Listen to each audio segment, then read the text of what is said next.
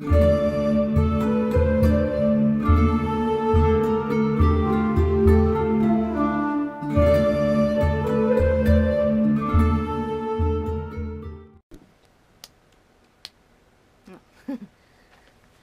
buttons, okay. Welcome to the YouTube Pagan Challenge. Words not coming out to face. Week 31. How important is learning English? Okay. How important are altar tools to you? And this is a pretty good one for this particular moment in my sphere of life here, as I have just redid my altar cloth here. And by the time you're seeing this is probably like Lunasa. But at the moment I've changed it for an earlier Sabbath. And I posted on Facebook, it's like, does anybody else kind of get that sort of pleased, happy feeling when you've like kind of organized your altar and reset it up? Because I'm like, you can just kind of go, yeah. And I light the Lord and Lady's candle and kind of, it's kind of like family time without actually setting up a full-blown circle. So, well, how about we introduce you to my altar?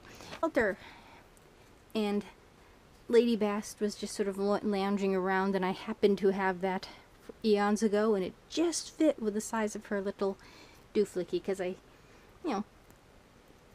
she was just so languishing in the back of my thing, so that is my new setup.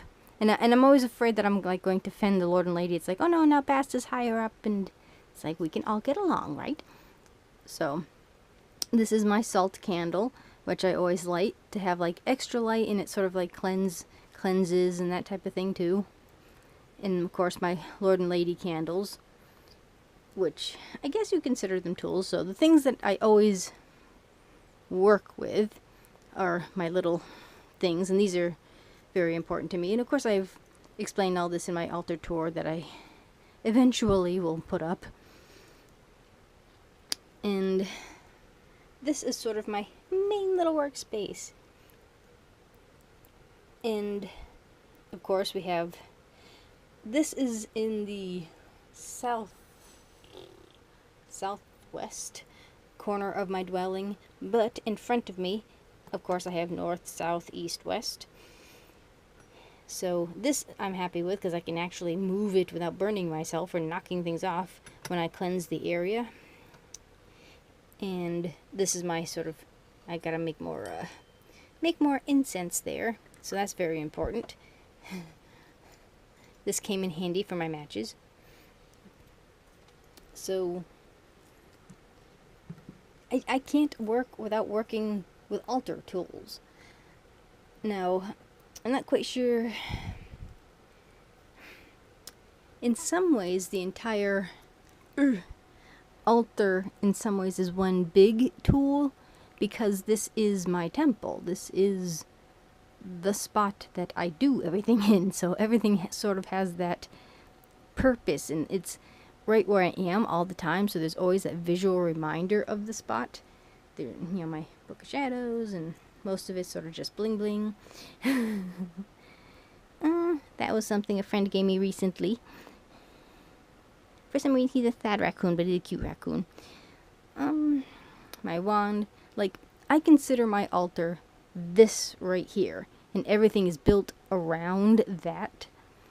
So, the representations of the Lord and Lady, two who are the one. And yeah, I need tactile stuff when I'm working at the altar.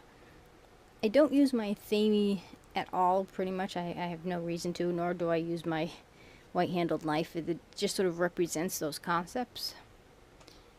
The only candles I really use are the Lord and Lady's candles, and I change them as the Sabbats and Isbits roll around. And I, of course, change the decorations as to the time of the year and the Sabbats and stuff, to kind of keep reminding me that there's continual motion in the wheel, so it just doesn't become stagnant. And again, that's in my altar tour. Um,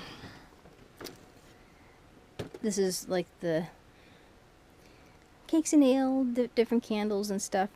So instead of boring you with another long-winded explanation of my altar, yes, at least for someone like me. Then of course too, I don't have the luxury of sort of going outside and doing, you know, naturey type worshipfulness.